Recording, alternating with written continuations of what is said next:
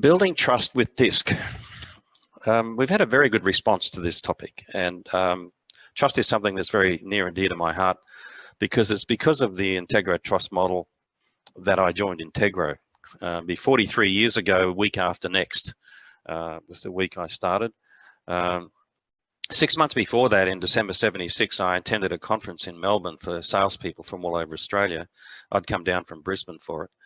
And I met this guy from Adelaide over a beer at the opening night cocktail party, as you do at these sort of conferences. And, you know, you sort of ask, what do you do? What do you do? Kind of thing. He told me he had a management and sales training company called Integro. And I was selling life insurance at the time for a company called National Mutual, that some of you may remember. I think it's called AXA now, but I asked him about his sales training. So he said, well, our sales training program helps salespeople understand themselves, their personality, teaches them how to recognize the personality style of their customer, and then use that information to build trust-based relationships. And I went, whoa, that's not what my insurance company's teaching me, how to build trust. It was more about techniques you could use to close the sale. And so that sort of got me intrigued, and I followed him around the rest of the conference. And in May, the first week of May, the following year, I joined Integro. So this part of Integro is a little different from what you're familiar with. Most of you would know us as representatives of John Wiley & Sons and their 3 primary global brands: Everything DiSC, 5 Behaviors of a Cohesive Team, and our newest member of the family, PXT Select. Selection, onboarding, and development tools.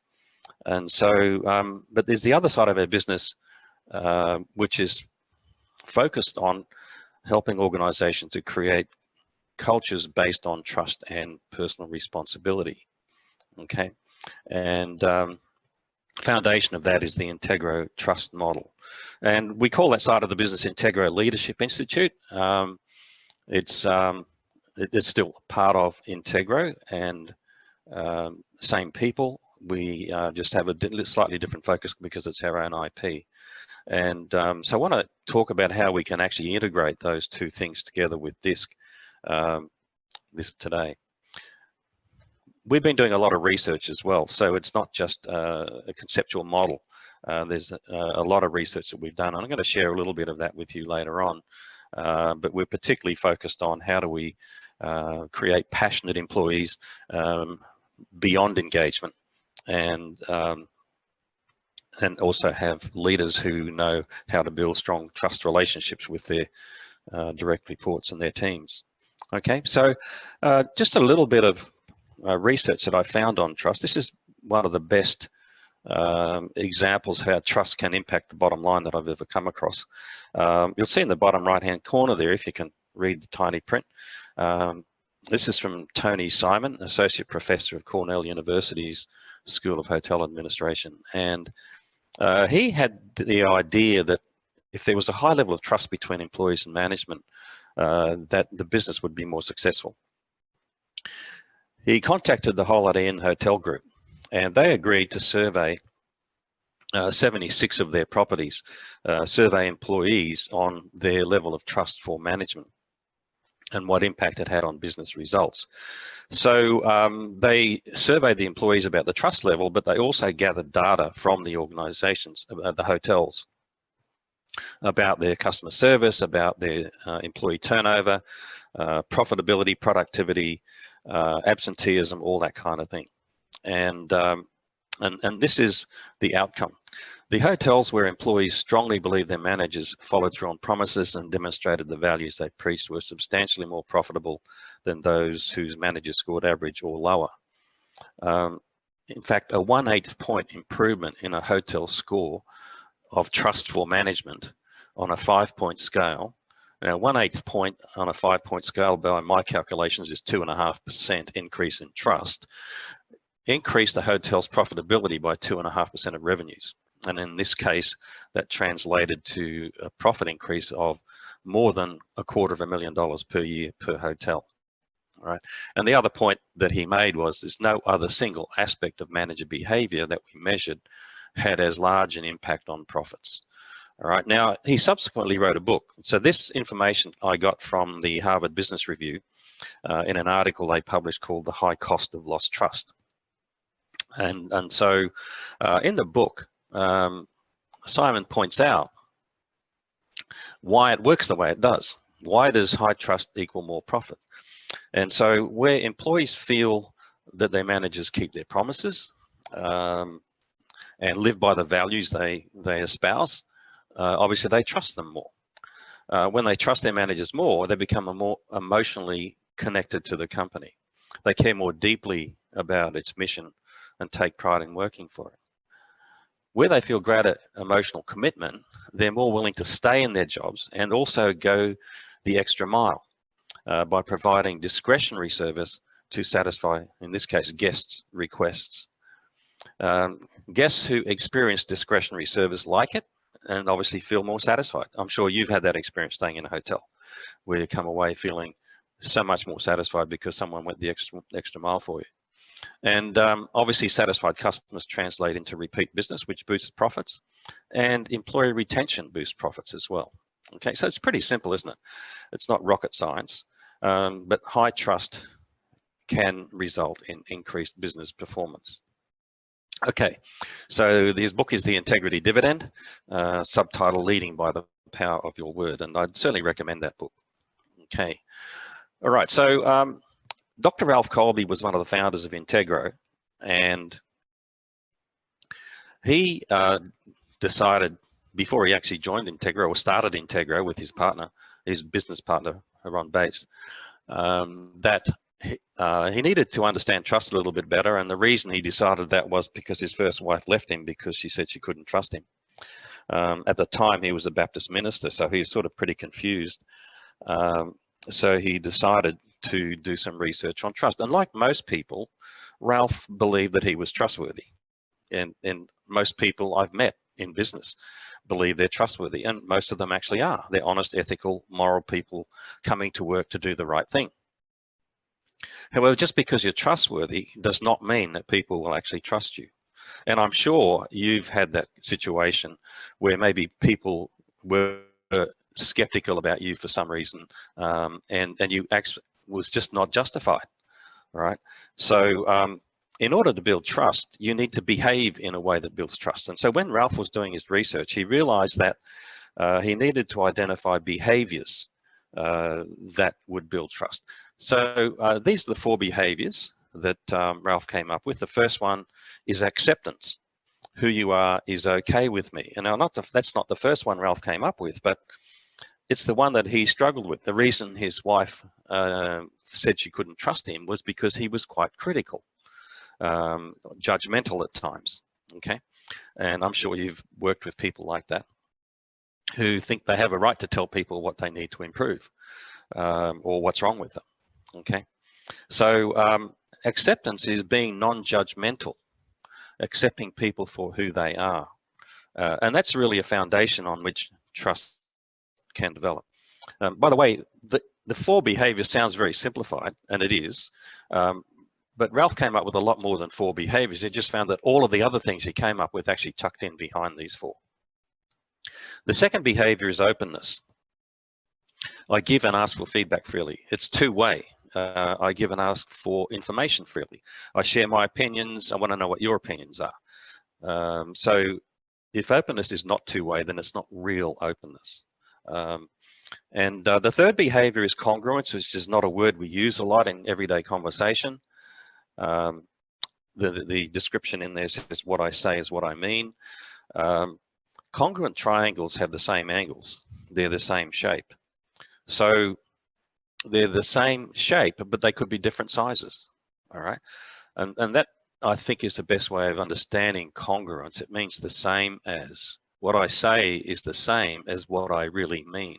That is, I'm telling you the truth. I'm telling you what I really believe, all right? What I do is the same as what I said I should do. I practice what I preach. So congruence, when there's a lack of congruence in organizations, where there's one set of rules for one group of people and another set of rules for another group of people, that's incongruent, and it breeds cynicism and obviously distrust. Okay. And then the last one is the most obvious one in the work world, and that's reliability. I do what I say I'll do. You can count on me. We are, as individuals, judged by our performance in our job. All right, and rightly so. We're hired to do a job, so we need to deliver on that job. Organizations are hired by people, as in we buy their products or services, because we expect those products or services to deliver what they say they'll deliver. And so we judge organizations by their reliability. Okay, in a sense, some part of that is reliability. Okay, and so so these are the 4 behaviors, and one of the things that we've learned from this is that if any one of these is missing, trust can go down. If you think of someone that you would like to have a stronger trust relationship with, and then you look at these 4 behaviors, I'm sure that you could say, I'd like to see more of that. If there was more of that, it would be easier to trust this person. Okay. We also know, and this webinar is about building trust with DiSC. So we're going to be making some really strong connections with DiSC shortly. But what I'd like you to think about also is it's challenging enough to build the trust relationship with these behaviors when we're working with people on a team and we see each other every day, or at least regularly. What about when we're working remotely? Especially if we're not seeing people, even if we're seeing their face on a Zoom meeting, it's not the same, and we're not picking up on certain things. So this is something that we want to talk about as we go through this as well. But right now, I want to ask you a couple of questions, and I'm going to get Candace to put a poll up in terms of which one of these 4 behaviors comes most easily to you. Acceptance, being non-judgmental of people, openness, openly sharing your thoughts and opinions and feelings and being open to other people, being congruent, calling a spade, and practicing what you preach, or reliability. Which one of those do you think comes most easily to you? Okay, we're getting fairly even distribution here, aren't we? Interesting.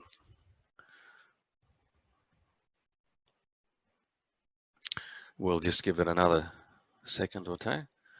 Okay.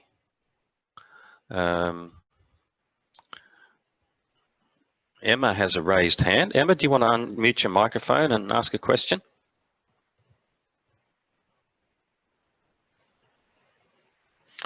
Candace is sharing those results right now. Okay, it looks like we had a slightly higher percentage on openness and reliability, and than we did on acceptance and congruence. Okay, cool. Could we close that one now, Candace, and just ask the second question? Now, which one of these takes the most effort? It doesn't mean that you can't do it. It just means it takes more effort than the others. All right.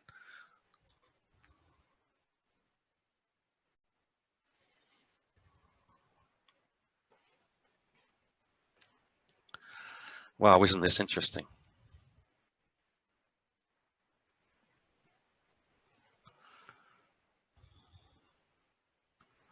Just give it another few seconds. The numbers are climbing.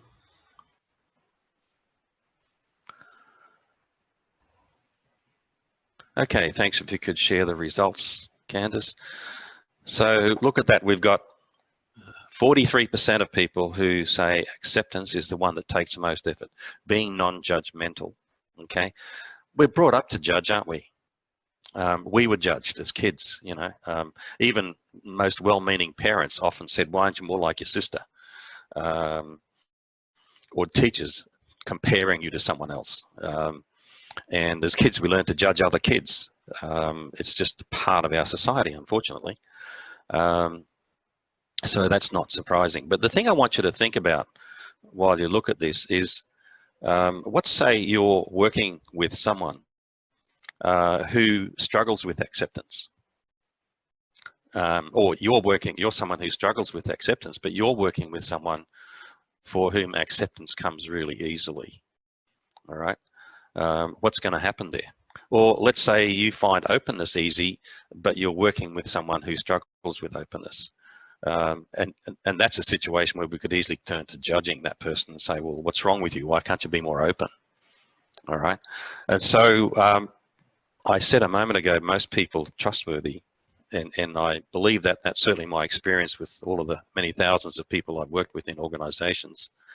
And yet trust breaks down between trustworthy people. And this is why. We have different strengths and challenges. See, the thing that I'm best at is also something I value highly, right?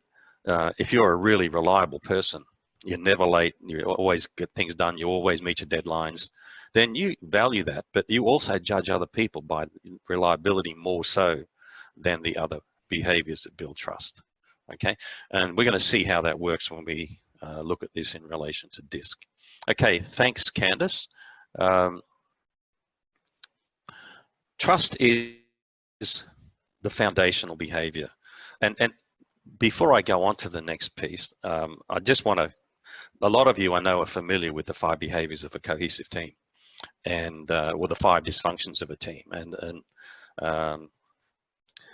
an absence of trust is the first dysfunction. And so building vulnerability-based trust is the starting point for building a cohesive team, all right? But we're not just talking about vulnerability-based trust here. We're talking about more than vulnerability-based trust. We're talking about performance, all right? And so it's a broader look at trust than we do look at in the 5 behaviors program, okay? So trust is the first of the people skills that we use in this Building Trust with DiSC program, okay? So there we have building trust. That's 4 people skills, all right? But the starting point is to build trust, because if we don't have that trust, the other people skills won't help very much. And what I want to show you through this model is how all 4 people skills really enhance that trust building effect. All right, so the second skill we need to have when we're dealing with people is solving problems. We have a lot of problems at the moment. Organizations are facing a lot of problems, and some people don't like to use the word problems, but I think it's very realistic to say, well, there are problems. And so what do we do when a problem arises?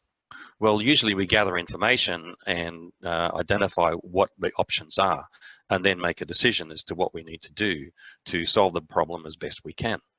To implement a solution to a problem requires us to facilitate change, all right? We are needing to facilitate a lot of change right now. We're changing the way we communicate with clients. We're changing the way we provide learning experiences to use more virtual ways of doing things. And I'm sure we're going to be challenged with many more changes over the next few months. And so that's a very important skill, especially in the leadership role. The problems are out there. How do we facilitate change in a way that solves the problems and doesn't create more problems? All right. And facilitating change is not implementing change. You can implement change and ram it through, or you can facilitate change in such a way that people embrace the change and get on board with you.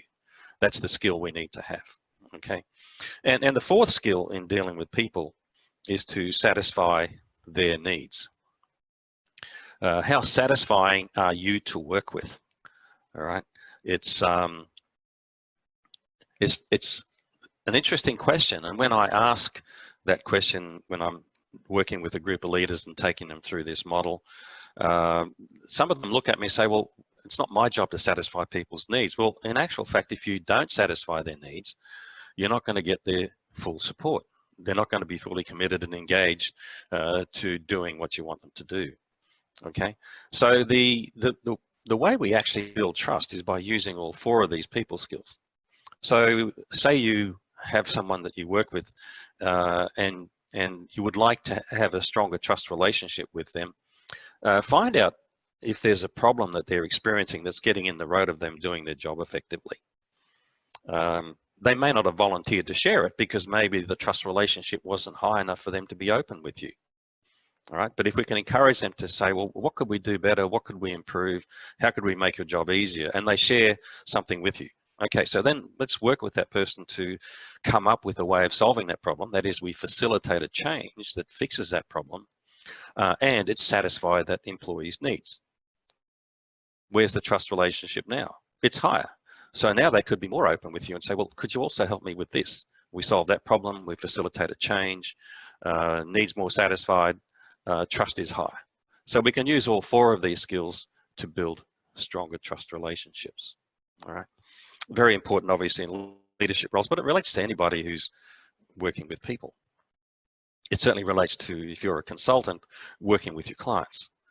Have you got the trust relationship you need for them to be open with you about the problems that they're experiencing so that you can help them facilitate change and satisfy their needs? The other side of this model is something that a lot of you will be familiar with. If you've ever been on a DiSC training with Integro, you've no doubt seen our whole person concept or iceberg model. All right. So when Ralph was building this, he knew that when he was doing his research on trust, he knew that it was behavior that built trust. It wasn't your intentions that built trust, it's what you actually did. And so that's why he was looking for those 4 behaviors that build trust. But behavior is just the tip of the iceberg, all right? And below the surface, we have the thinking, feeling aspect. And we're going to make a connection across to the right here now, because thinking and feeling is what you do when you're solving problems. When you're gathering information and you're analyzing the information to find out what caused the problem and what the potential solutions are, you're using your thinking to come up with the best solution. I hope you're also using your feeling, your intuition, your emotional intelligence to come up with the best possible solution. All right. Where does thinking, feeling come from? It comes from our values and beliefs. It's a bit deeper down now. All right. And when you're asking people to change what they're doing, you're not just asking them to change what they think, you're asking them to change what they believe. They're doing it the way they are because they believe it's the best way to do it. And so if we're going to be effective at facilitating change, we need to find out what people's beliefs are, because we're working deeper down in that person. And we need to help them see how doing it this way is going to be a better way of what we've been doing in the past. And then at the bottom of the iceberg, we have our needs. And if I'm going to be effective at satisfying your needs, I need to know what my needs are and get them out of the road. Okay, so that's the people skills model, as we call it. 4 skills, all of which contribute to building trust, and all of which help us to be more effective in dealing with people. All right. So now I want to tie all this in with DiSC, and I'm assuming that most of you are familiar with everything DiSC, and hopefully have also done an everything DiSC profile. And if you haven't, I certainly would encourage you to do that, because this would make a whole lot more sense then. And this is our DiSC theory model, and I'm not building it from scratch. You can see the background. We have the high need, low need for affiliation on the horizontal scale, and the high need for control, low need for control on the vertical scale. That's the interpersonal circumplex. That's the foundation behind DiSC. All right, the 2 dimensions of personality, affiliation, and control, which create the 4 DiSC styles. All right. Now, I want to just very quickly, because I think you're very familiar with this, go through the needs and fears of each style. But while we're doing this, I want you to think back to the 4 behaviors that build trust. And how might this relate to that? So people with a high dominant style, their outstanding need is to achieve results. That's the most important thing. And there's a sense of urgency about that. So what do you think might be really important to them? And we're going to come back and have a look at what they might be in a moment, but they also have a fear of losing control. So which of those behaviors that build trust would they be likely strongest at, and which one would they likely struggle with, be challenged by? All right. The influencing style has an outstanding need for recognition and a fear of loss of influence. So yeah, they're pretty open people, aren't they? And sometimes we think that they don't have a filter on what they say. They just come out with what they're thinking, or even think out loud. Okay. And so the steadiness style, an outstanding need for acceptance, and a fear of disappointing others. So which of those four behaviors do you think they would be best at? Remember, one of those behaviors is acceptance. Okay. And then the conscientiousness style, the C style, outstanding need for correctness. And the fear is not a fear of making mistakes, although they certainly do not like that at all. What's even worse is being criticized for it, someone else pointing out that they made a mistake. All right. And so you can see how the needs and fears of the different DiSC styles would have an impact on the trust building behaviors of each of the styles. Now, I'm not going to go into a lot of detail on that because I've got a follow-up 2-hour workshop where we are going to go into more detail and building trust with DiSC action plan in a couple of weeks' time, I think. And we'll talk more about that later. But the idea of this session was just to help make the connections between DiSC and trust and see how we can use that to use DiSC to build stronger trust relationships. Now, I'm going to make the connections, but before I do that, I want to expand on the Integro trust model. And so here are the four behaviors that we looked at earlier. All right.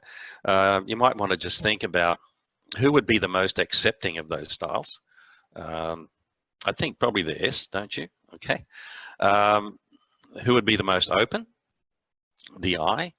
Who would be the most congruent in saying what I mean and meaning what I say? Well, I think that would be the D. And who would be the most reliable in terms of dotting I's and crossing T's and making sure everything's correct would be the C. So it's a pretty natural fit, isn't it? But if we're going to be better at building trust, we need to be able to use the behaviors that don't come naturally to us. All right. And so I did some further research on what Ralph Colby had done. And in 2007, I added an extra layer to this model. And if you remember the iceberg model, what I realized was that if we're going to use the behavior that we're not naturally good at, we're going to believe it's important to use that behavior. And so in the iceberg model, that means coming from the values beliefs level, because it's not going to be instinctive. All right. So if you put your hand up as struggling with acceptance, that it doesn't come easily to you, then you need to believe it's important to respect that person that you're having trouble accepting and find out, what is it about this person I do respect? What do I appreciate about what they've done? So look for something I can give them some positive recognition for. And then when I communicate that respect and recognition to that person, I will be behaving in an accepting way. But if acceptance doesn't come easily, I've got to actually go down to that belief level to say, hang on, this is important. I need to do something about that. Now, for people who struggle with openness, the two values that drive openness are receptivity and disclosure. I need to be receptive to what others have to say. All right. I think the style that struggles with receptivity the most is probably the D style. Good at telling people, sharing their information, not so good at asking other people for their ideas and their input. And the style that would struggle the most with disclosure would be the C style. All right. Their need for correctness, before they disclose anything or share any information, they want to know it's absolutely correct. And so they have a tendency to hang on to that kind of thing. Congruence, the two values are straightforwardness and honesty. Now, honesty has nothing to do with DiSC.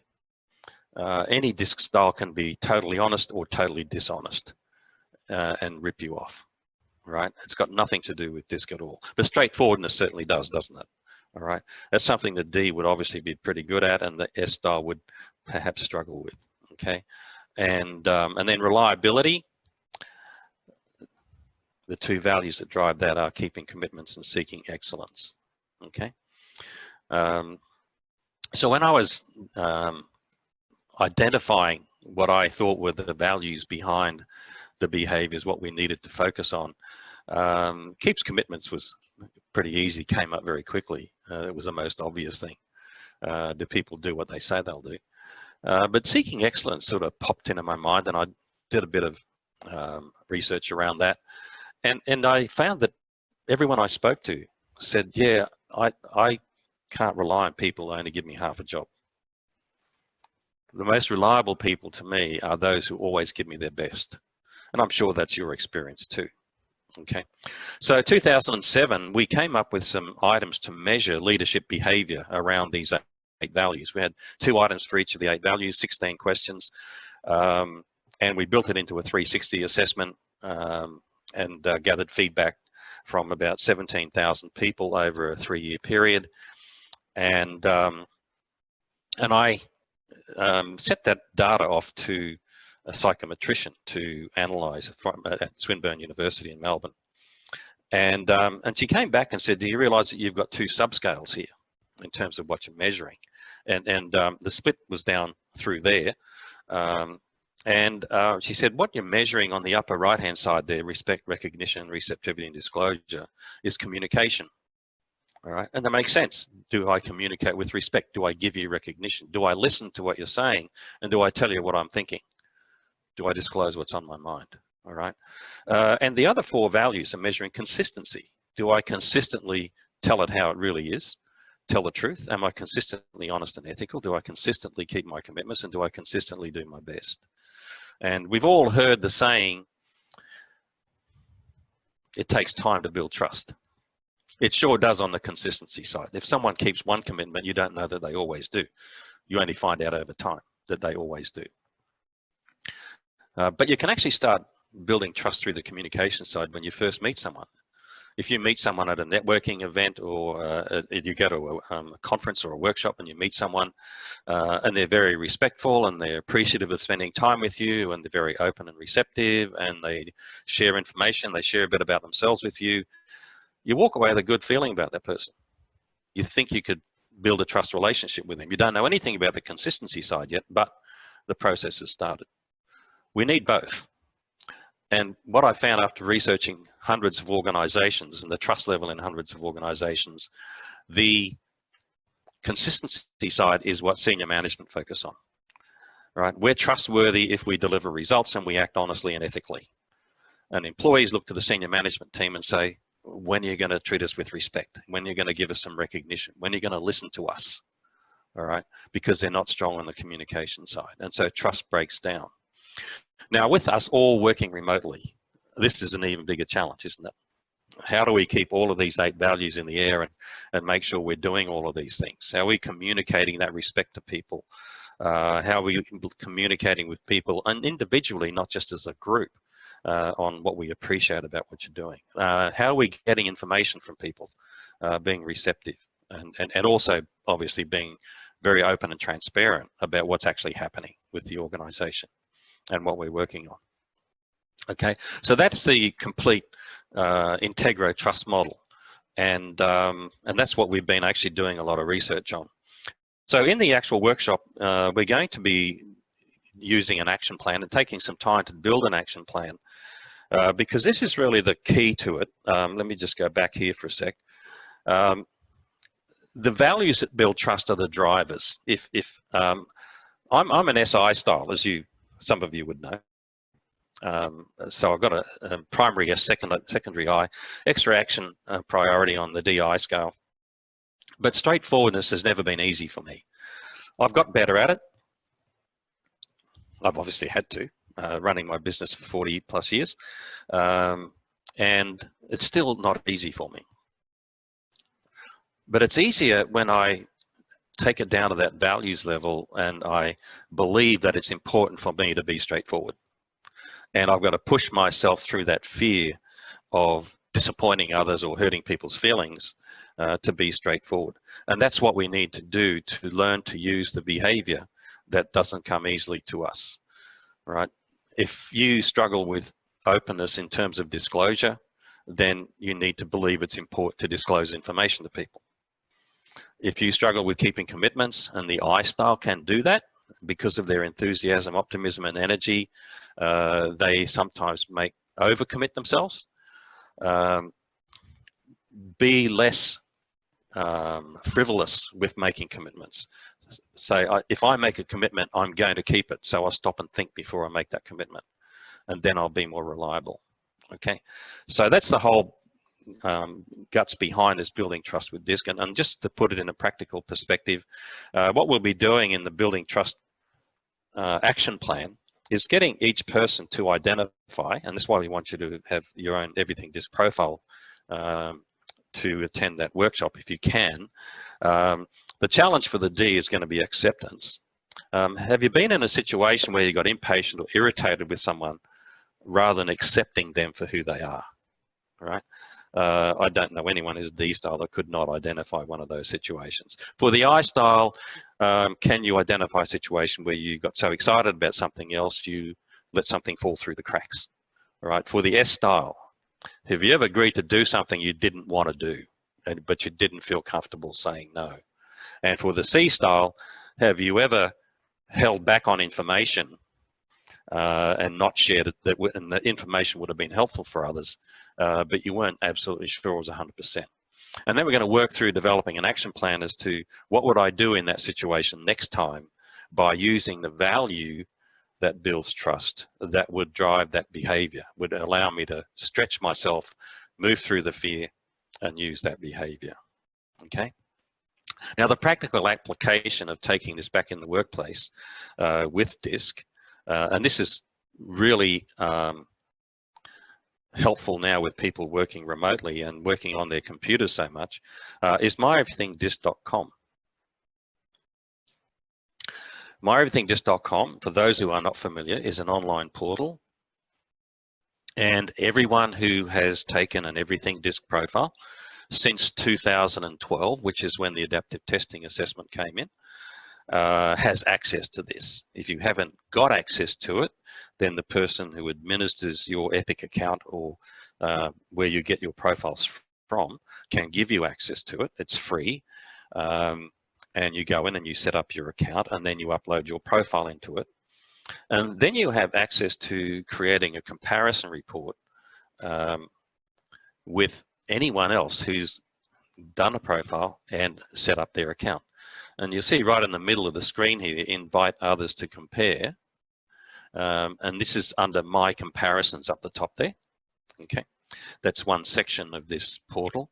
And you can invite anyone else who's got their account in this portal to compare with you. So anyone else you work with, a client, family, anyone that's got a profile in there. And they will get an invitation, and if they accept the invitation, it's just going to put your profiles together into a comparison report, and you'll be able to pull up stuff on screen.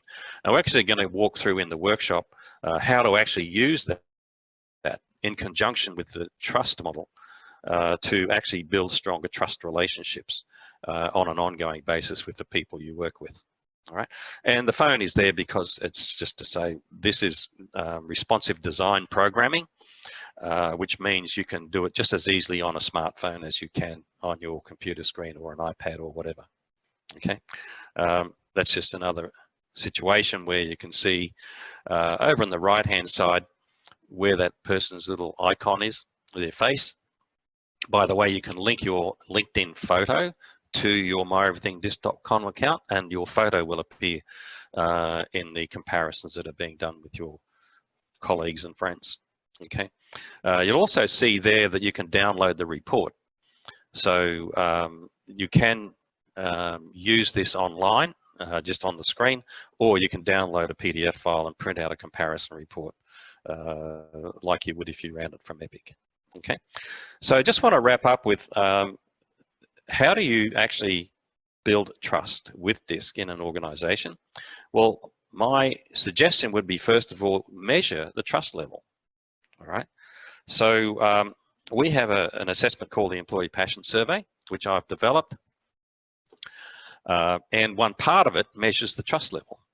So in this graphic, you can see the 4 behaviors that build trust around the outside, and within the circle inside that, you'll see the 2 values that drive that behavior.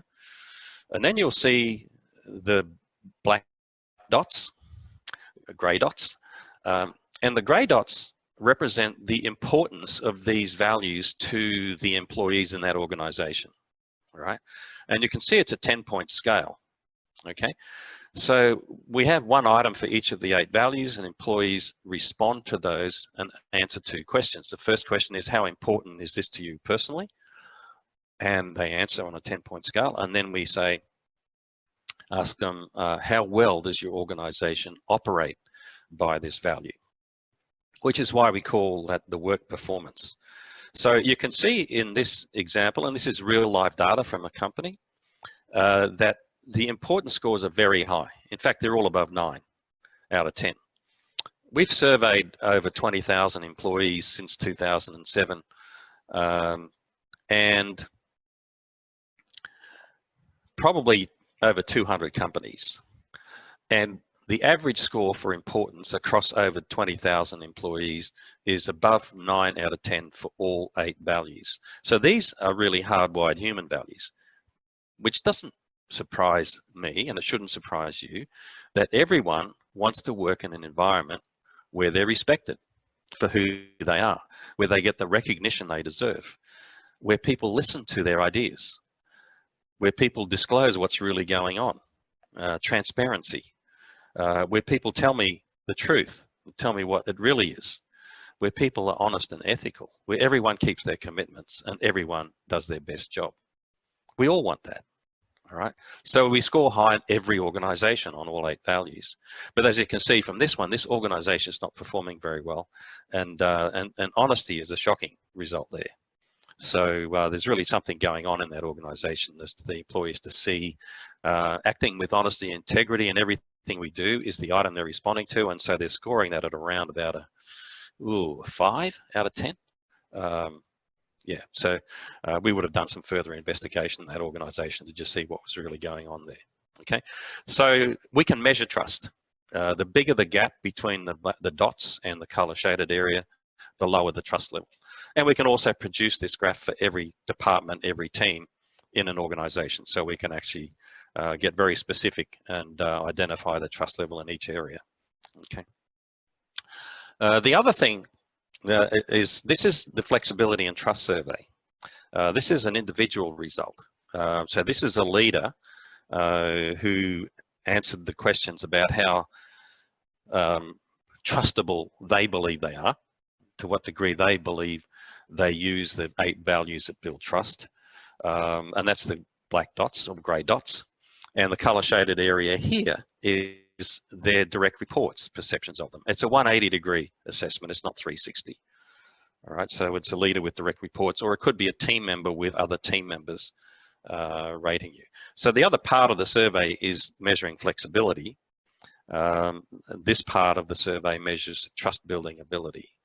So we could use this in conjunction with the employee passion survey for a department head who's got very poor trust scores in their department. We can actually get their direct reports to give feedback to the leader about the actual behavior they're using that's causing them to have a lack of trust in the environment. Okay, and so I just want to finish on the one point that I think is really important in these conditions we're working in right now, and especially working remotely. How are leaders interacting with their teams? All right, are they continuing to build trust, or is this environment causing trust to fracture a little bit and go in the wrong direction? Okay, the key skill I think is needed right now is the ability to relate to people in such a way that their needs are at least as important as yours. And I'm talking about the relationship, how leaders are interacting with their people. All right, this is our definition of flexibility, and this is what we're measuring in the flexibility and trust survey. To what degree are you focused on mutual need satisfaction as opposed to just focused on your own needs? And that will have a significant impact on trust, because we know that leaders who are perceived as inflexible are also perceived as lacking trust building ability. Okay, all right, so question time. Let's have a look at the Q&A panel here.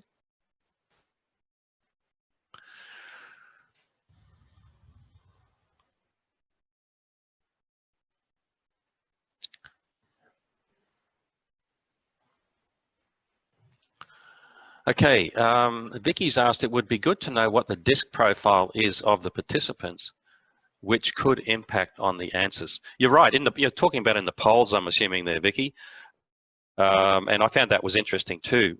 We didn't ask people what their styles was. Maybe we could have done that in a poll too. But especially when people were saying which of the 4 behaviors that build trust come most easily to them and which one takes the most energy. Yes, it would have been good to see how the mix of styles was in relation to that. And the other question I have here from an anonymous attendee is, on the passion survey to measure trust, are the questions based on actual behaviors of people or preferences? For example, it's about behavior. To measure respect, the statement that people are responding to is people are valued for who they are, period. And then how important is this to you personally, and how well does your organization operate by this value? People get the recognition they deserve. How important is this to you? How well do people operate by this value, and so on. Okay, so it's on what's actually happening in the organization.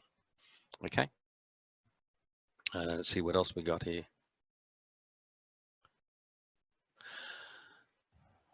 Yes, Julie's asked, can we see the details? Yes, we will be following up with everybody. We'll be sending you a copy of the recording of this webinar, so you can watch it again if you wish. And there is a certification for the trust assessments, the employee passion survey, flexibility and trust survey. There's also a team alignment survey.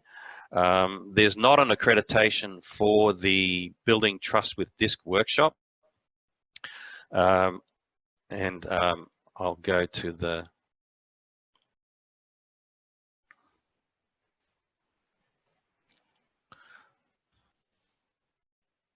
whoops, the final screen here. We've actually got 3 dates now because I think May 12 is full and May 14 is close to full. There's no charge for attending that. And the reason I'm doing this is because I think it's very important that organizations really focus on maintaining and building further the trust relationships they have in these difficult times. And we have a package, facilitation package. It's not a facilitator kit like we get from Wiley. There's no videos. Well, actually, there's a short video of me presenting the trust model just as a resource to learn it better.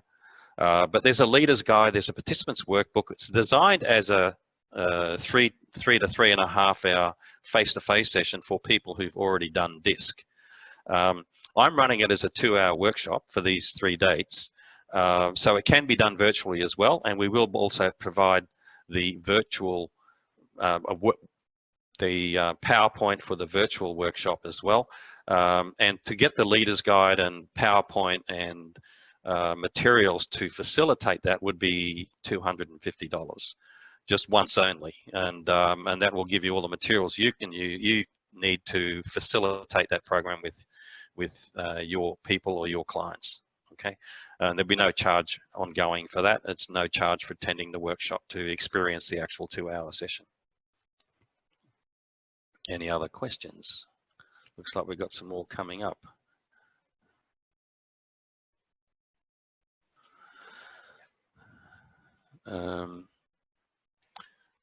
Just clarifying that the 2 surveys attached to this trust model are the ones you mentioned apart from DiSC. Yes, Integro has 3 assessments called the Trust Inside assessments, measuring trust at an organizational level, at a team level, and an individual level. And if you want more information on that, you can actually go to our website, integro.com.au, and go to the Trust Inside tab. And also, obviously, you can contact us and we can provide a lot more information. How would you approach a leader about doing a trust assessment if his direct reports don't trust him, but he thinks he's trustworthy? Oh, Michael, yeah, good question. See, the reason I put up the flexibility definition, the ability to see other people's needs is at least as important as your own, is because leaders who are inflexible see their needs as being more important than other people's needs.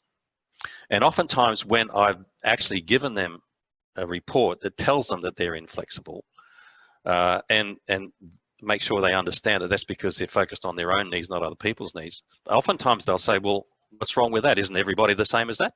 Doesn't everybody focus on their own needs? And they think that's normal. But we know from the research that we've done that it's not normal, right? The leaders with high levels of flexibility make up 50% of the population of leaders that we've surveyed, right? So it's not normal to be inflexible. And in fact, if you come out at level 1 flexibility, you're in the bottom quartile of all leaders that we've surveyed, okay?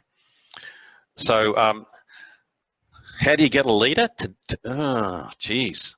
If they haven't got the awareness, see, that's another thing, you know, that the flexibility and trust surveys are really good support in increasing emotional intelligence, and it actually would work in very well with the Agile EQ profile, all right? Because if people don't have the awareness to realize that they're being inflexible, they're not going to change unless you hold up a mirror that shows them that they are. So,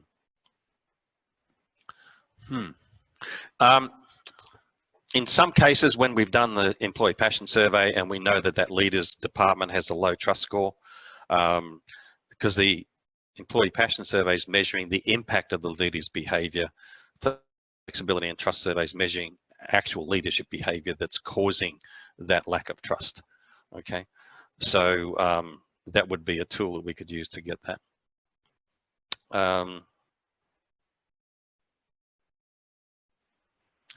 Yeah, that's a good question. Thank you. Are you saying that the key link between the DiSC profiles and the values that build trust is that certain profiles find specific behaviors harder than others?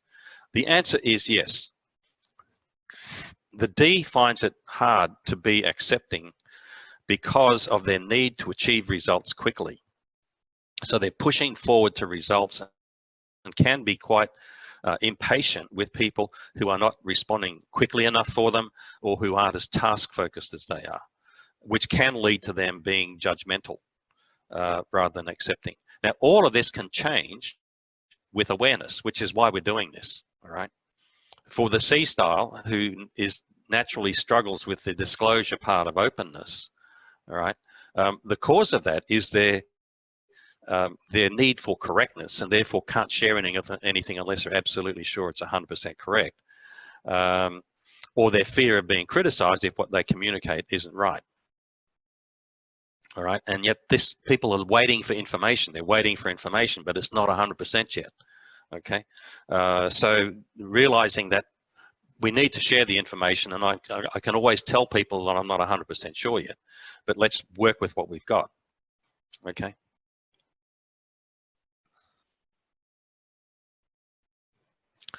Oh, yes. There was a free follow-up advertised on the initial email. Is this what's on the PowerPoint now? Yes.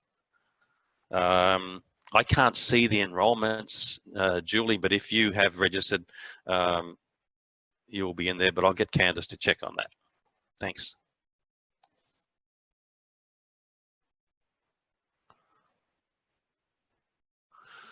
Thanks, Vicky. Some nice feedback. This will be helpful for rebuilding team trust. Trust is a big factor on that team. It's a big factor on every team. Yeah.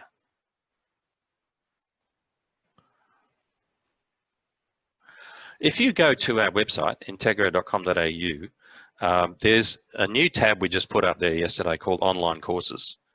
And if you click on that, there'll be a page for each of the 2-hour workshops we're running right now, including Building Trust with DiSC.